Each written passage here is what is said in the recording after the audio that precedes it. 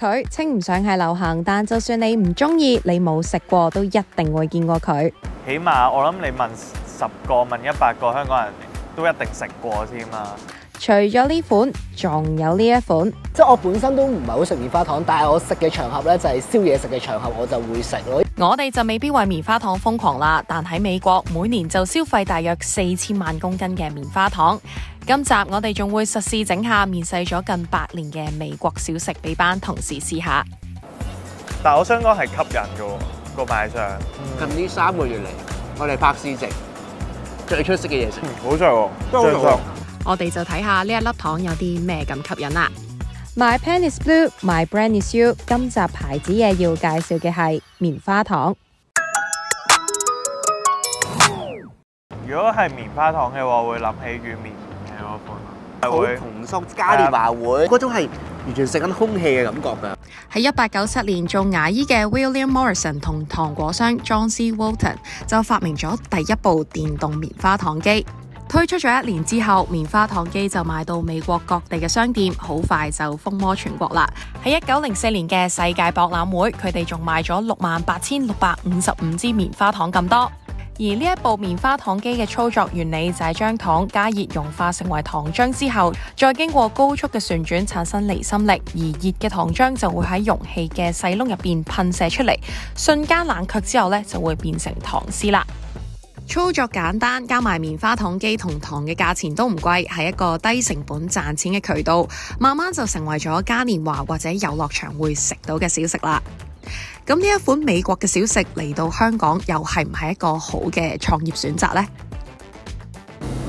都好耐啦，都買咗10幾年嘅棉花糖都。貴唔貴嘅咧？一部棉花糖機幾千啦，4、5千蚊。啲糖通通都係美國㗎，成本唔高。幾廿蚊一盒啫嘛。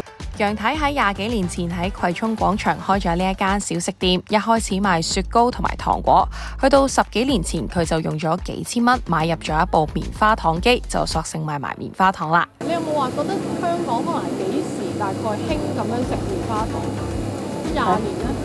唔止20年嘅啦，係啊，呢啫嘛，一嚿嘢，係啊，用單車嚟踩，用筆線咁樣做啊。用機整。你用隻腳踩佢就出咯，踩部單車佢又出棉花糖。最初期製作棉花糖嘅時候呢，要不斷踩個腳踏嚟帶動個摩打去整啲糖絲出嚟，唔知又有冇觀眾見過呢？去到1970年代先至開始出現咗電動嘅棉花糖機。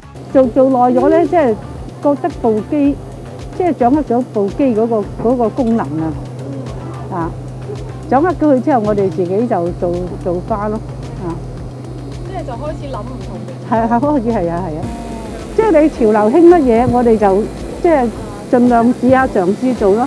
主要諗啲花生吸引多啲人買啫，厭就唔會厭嘅，中意食嗰啲人就，但係你要即係做啲其他嘢先吸引啲人買噶嘛。到而家佢都仲會整唔同嘅造型嘅棉花糖，整過花，整過比卡超，就連 Minion 都有整過。今日天氣乾燥啊，所以難做好多啊。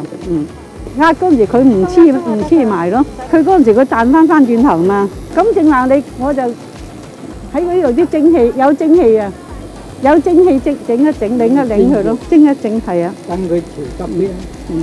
影相多過食啊！影完相之後就一人食少少咁。你有冇話計過可能最高峰，即係可能一日賣到幾多支咁樣嘅棉花糖？最多50-60支嘅咋都係。而家越嚟越少鋪頭有賣棉花糖。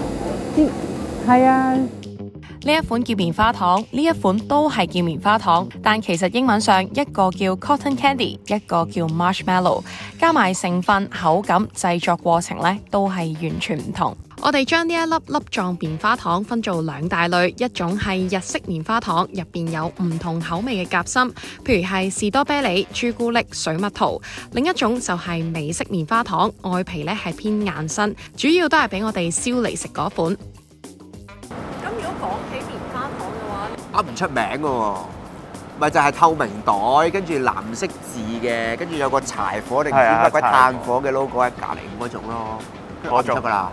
如果係香港最早期見到嘅棉花糖呢，應該係呢一款啦。可能有啲觀眾都會見過佢嘅廣告添。而而家喺超市最常見到嘅美式棉花糖，應該都係呢一款 Rocky Mountain。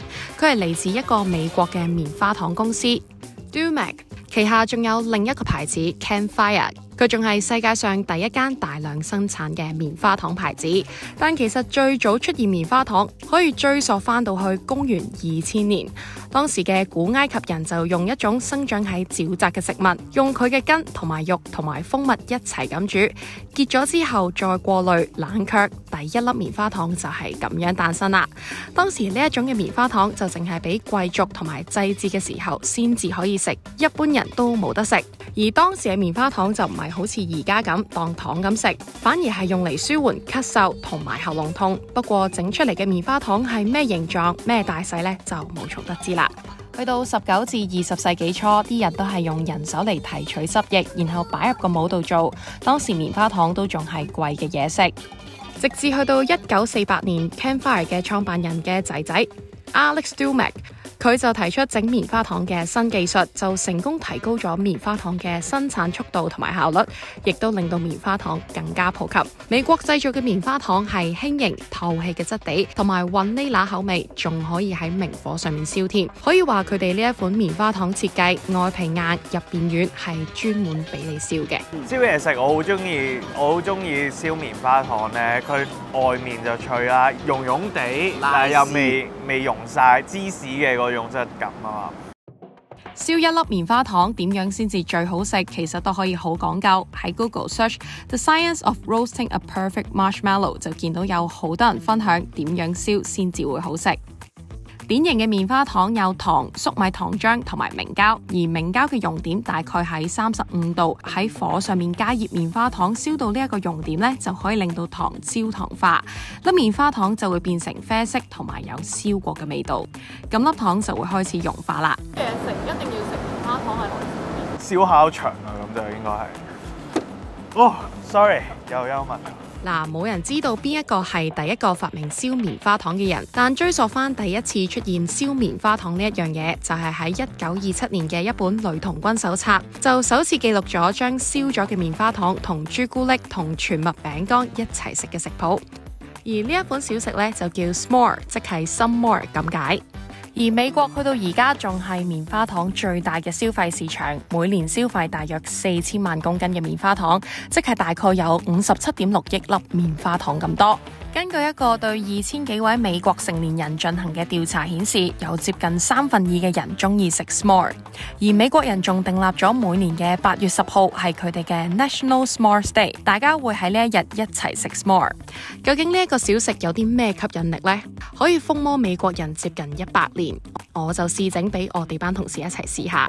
呢啲咧似係嗰啲美國人咧情緒好低落嘅時候咧，亂咁揾啲高卡路里嘅嘢擺埋一齊。失意嘅中年人喺自己屋企食嗰啲嘢，係啊，好大個肚腩捧住啲嘢喺度食嗰啲。係啊，好食喎。食咧食一啖貨。但係我覺得會好肥喎。唔緊要啦，聽日先減。好想講好肥喎，真係想講好肥啊！但係嗰種高卡係會令你想再食第二啖咯。呢個肯定肥過一碗飯。一定肥過一碗飯。我本身唔中意食超白餅，但係咁樣撈埋咧又幾好食喎。咁所以我覺得呢個概念係有少少同即係燒個多士再加棉花糖夾住嚟食嘅概念差唔多，但係同樣地都係好食。咁總括你覺得呢一個食譜你覺得推唔推？推薦俾啲後生啲。喺美國就無論大人細路咧都係咁中意啦，而英國仲更加有鋪頭係專賣整 S'more 嘅懶人包，一個 set 入邊有齊晒棉花糖、朱古力餅、竹籤、火柴，仲有專燒棉花糖嘅機，都差唔多70蚊英鎊啦。不過中意食棉花糖嘅人又點知淨係整一款小食咁少啊？仲熱衷將佢整成各式各樣嘅甜品，譬如係棉花糖布甸、雪花酥、棉花糖曲奇、棉花糖朱古力蛋糕等等。我覺得咧棉花糖係配朱古力㗎，熱朱古力，我覺得係其中一個棉花糖最出色嘅配搭。我試過我嚟整酒咯，擺喺上面㗎，好靚㗎，得閒俾你睇下。棉花糖面世咗咁多年，但都仍然仲有好多人熱愛佢。就喺上年喺墨西哥就有糖果商為咗慶祝佢哋嘅200週年，就整咗一粒全世界最大粒嘅棉花糖，足足有成1400磅，又唔知食幾耐先食得晒呢。除咗鬥大粒，更加有人發起 challenge， 鬥食得快、鬥食得多棉花糖，1分鐘可以食得最多棉花糖嘅比賽，反應仲好好添。而呢一條片喺1分鐘裏邊食咗80粒棉花糖，就有750萬個 views 啦。不過各位家庭觀眾，尤其係小朋友就千祈唔好學啦。喺美國就曾經有位11歲嘅小朋友食棉花糖嘅時候導致窒息同埋腦部缺氧，最後死亡。一個澳洲育兒組織 Tiny Hearts Education 就拍攝咗一條片，呼籲唔好俾4歲以下嘅小童食棉花糖，因為棉花糖好容易棘喺喉嚨入邊，阻塞呼吸道，導致窒息。同埋當棉花糖同嘴入邊嘅口水混合埋一齊嘅時候，佢就更加難吞落去啦。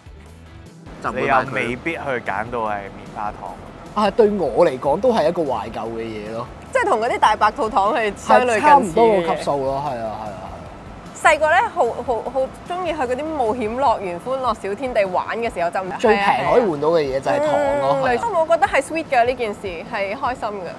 大個咗，大家都可能食少咗棉花糖，但我哋總會記得呢一粒糖帶過俾我哋嗰份單純嘅喜悅同埋滿足感。你估下係幾耐？1842年咧，估啫係嘛？冇成本噶嘛。我估係西元7世紀，七世紀。最早食嘅係古埃及。咁咩西元7世紀啲 friend 係咯，就唔係。OK，唔該晒。